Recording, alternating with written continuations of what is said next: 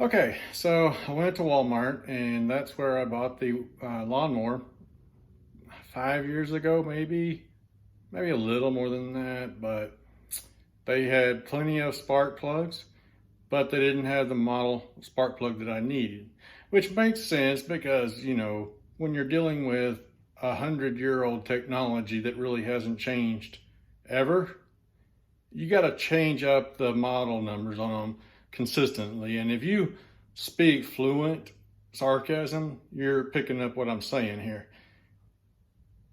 Moved on to O'Reilly's. They took care of it for me. Actually, I ordered it online because if you go into O'Reilly's, they're not experts down there in anything, including spark plugs.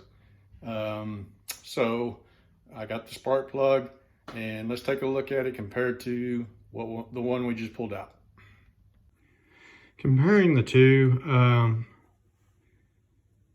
obviously you can see plenty of carbon, a lot of black.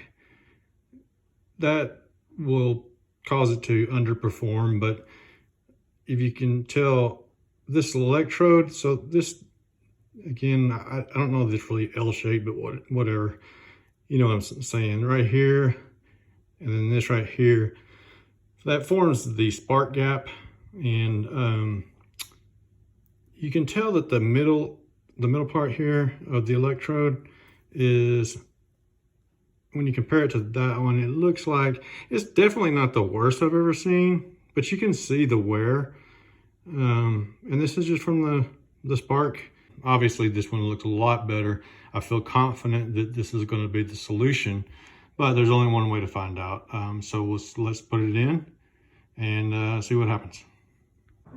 Remember earlier I was telling you should gap the spark plug, which I normally do. They do come pre-gapped, and I looked on Autolite's website and they pre-gap their spark plugs. The reason that you want to check the gap is because something can happen. They could drop the box and it would bend the electrode. But it's a lawnmower, so I'm gonna not do that this time. All you do is you slide that gap gauge, you can just look it up online what the proper gap should be, and you slide that gauge in there. But I'm not gonna do that. We're gonna just move straight to this.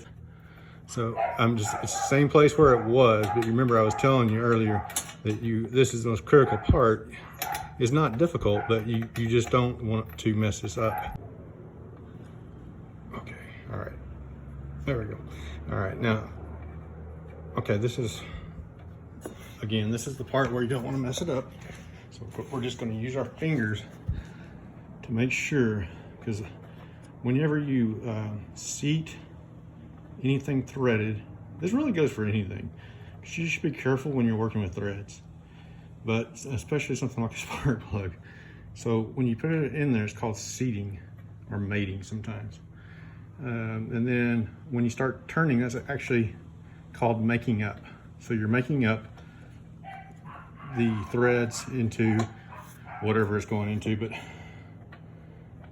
all I'm doing is I'm just feeling as I turn to make sure there's no resistance, like weird feeling. Like you would know, like it's turning in really easily, so I know that it's in the right threads. Maisie has an opinion about it, but I'm not going to let her talk. See, I've got that all the way, it's almost all the way in, so it's fine. And then, so that's as far as I can get it in with my fingers, but it's all the way to the bottom. So there's no problem there. It's not going to cross thread. I say that and watch me cross thread. Now I'll take this and we're not going to tighten it really, just enough. Just enough to, it's a good lock there. I'm just going to, yeah, I mean, I could clean it off a little better than that, but for our purposes, we're just going to do this. And, oops.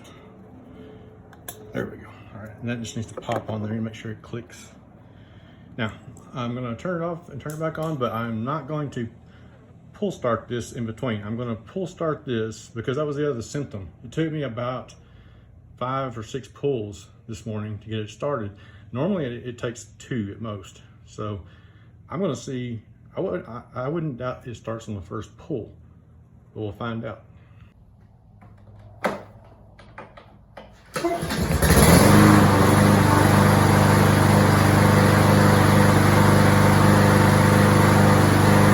So there you go. That was the first pull. I didn't pull the old trick where you turn off the camera and then you pull it 90 times, and then whenever it starts to start, turn the camera back on. I did not do that. That was legitimately the first pull. I think that was the problem. We'll know next time I mow.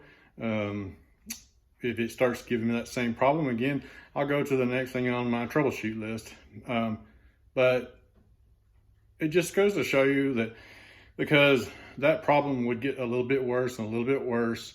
And there's so many people I know that would just eventually buy a new lawnmower. It cost me $3 and a little bit of gas to go down to pick it up. A little more because I had to go to Walmart and then to another store. But at the end of the day, $3 is a lot less. So we'll call it whatever. $5 compared to $90, $100, $200, whatever. I don't even know what the cost anymore. Lawnmower.